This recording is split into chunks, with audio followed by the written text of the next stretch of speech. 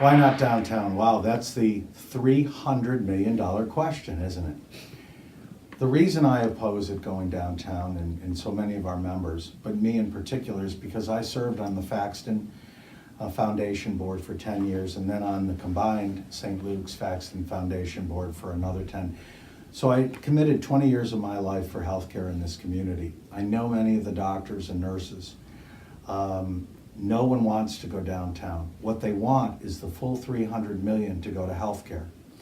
And the way you do that is you build it on your own campus, which you already own, 64 acres, which you have the room to build the new tower, which the board for 20 years accumulated the property in and around St. Luke's for this very purpose. There's a cogeneration plant there that provides efficient energy both to the St. Luke's campus and the Utica College campus. And you have the synergy of eds and meds. Why wouldn't you build it there?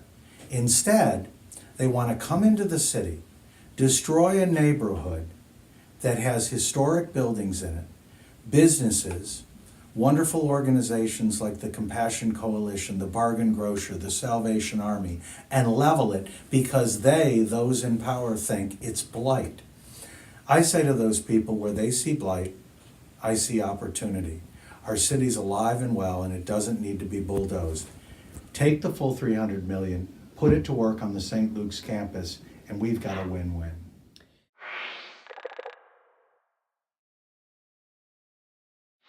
Has the media treated us fairly? That's a very interesting question. Some in the media have been wonderful. They've been very even-handed. Others in the media, not so much. So I would say it's a little bit of a mixed bag. But lest we ever forget, MVHS spends hundreds of millions of dollars in advertising. And don't let any journalist ever tell you that they're not looking at their bottom line. So in some forms of media, I believe we have not had a fair shake. And I'll give you one example that has not been covered very much. We have been banned from every single billboard in Oneida County. Park Outdoor was threatened by the politicians in MVHS that if they ran a NoHospitalDowntown billboard, they would be in serious trouble. They would be cut off from advertising, and in addition, the locations of their very billboards would be threatened because government decides where billboards can go. We live in the United States of America. Think about that. We can't put up a simple billboard that says hashtag NoHospitalDowntown, join the battle to save our city.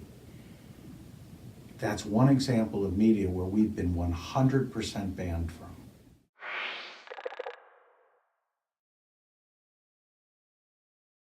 I'm so glad you brought up Emailgate, because Emailgate was something that before we foiled the emails, when I came forward and said this was never a hospital decision, they all called me a liar. But the emails showed that Mr. Brindisi et al. And all the others involved kept saying to the hospital board, you put it where we tell you, or there is no $300 million. This was never a hospital decision. I actually formed NoHospitalDowntown before the announcement that it was even going downtown, because 3 of their board members came to me off the record and said, Jim, they're trying to force this down our throats to go downtown. This should be about health care for our community. I committed 20 years of my life to healthcare in this community. I want to continue to do so. I will be the first one to lead the charge to raise money to build that tower at St. Luke's. We will turn our entire organization over to that effort. It will be, yes, St. Luke's Hospital.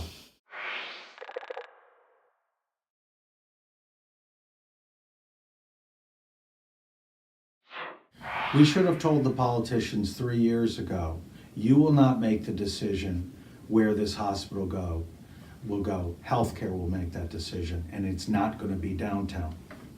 We're not going to have the added expense of cleanup of a historic area, of eminent domain, stealing people's properties, lawsuits, of cleanup and remediation of that corridor, and the rebuilding of the infrastructure underneath. I would submit to you a good portion of the $300 million, and we've estimated it at close to $150 million of it, will go to all of those things I just stated before it ever goes to putting a shovel in the ground to build the hospital. Why on earth would we do this? We need to put our big boy pants on, go to Albany and say, look, we want your money, but we want it at St. Luke's. I would also remind your viewers a very important thing. We have the legislation, and nowhere in the legislation is the word Utica, and nowhere in the legislation is the word downtown. What is in the legislation is the largest population center of Oneida County. Now, if you want to put pins in the population centers of Oneida County, you will have West Utica, South Utica, New Hartford, Whitestown, Kirkland, and guess what is in the center of the largest population in Oneida County? The St. Luke's campus. Let's hold them to what the legislation says. Let's do the right thing. Let's allow private business owners to continue to own and operate their businesses. Let's continue to allow the Compassion Coalition, the Salvation Army, the Bargain Grocer, Turning Point Church to continue to take care of those less fortunate than us in our city. Once again, let's make this a win-win. I'm so bullish on Utica. Where they see blight, I see opportunity.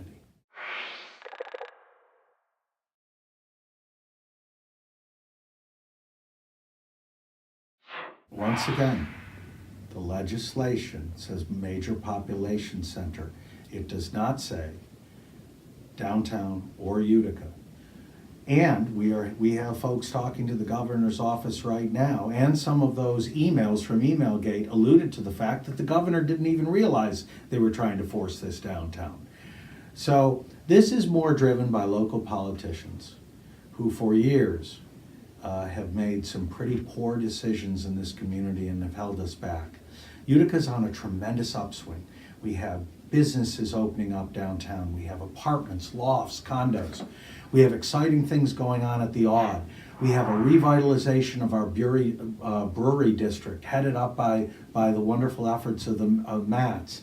There are exciting things going on in our town. And now we're going to bulldoze it? I hope there are a lot of young people listening to this right now. Join the battle to save our city. Go to your Facebook, go to #NoHospitalDowntown, sign up, be our legs, be our voice, help us fight this. It is your future. And if they bankrupt this city and this county, you'll pay for it the rest of your lives.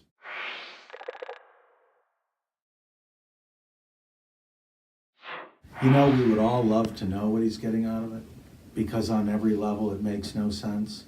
And I can assure you and your viewers that out of every 10 people I speak to, all 10 are opposed to it, unless it's someone directly connected to the hospital or government. So I would say this: whatever Mr. Brindisi's reasons are for doing this, they're wrong on every level.